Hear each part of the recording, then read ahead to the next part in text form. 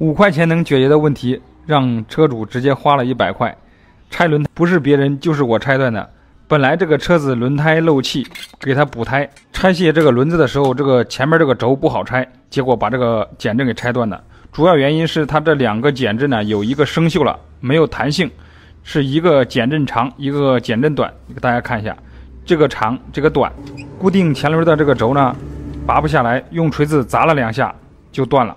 断掉的这节也焊接不上去啊，只有跟车主换这个减震了。大家说这种情况，这个减震的钱是由我来出还是车主来出呢？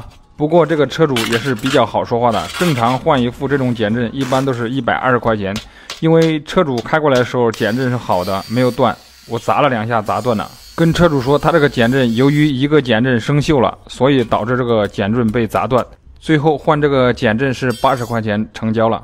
它这个泥瓦开焊了，不知道什么工艺焊接的，咱只有用这个电焊给它焊一下，也是可以正常使用的。接下来我们开始安装这一副新的减震。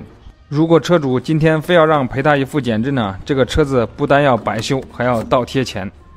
不过这个话又说回来了，这个车主呢，他也知道这个减震有问题，因为这个车子老是跑偏。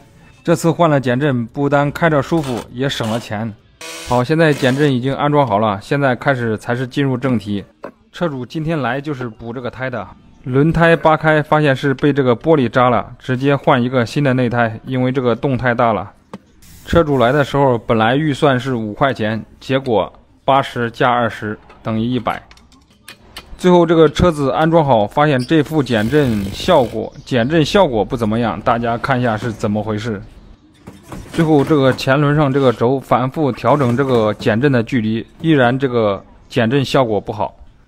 我看还是这副减震不行啊。走吧。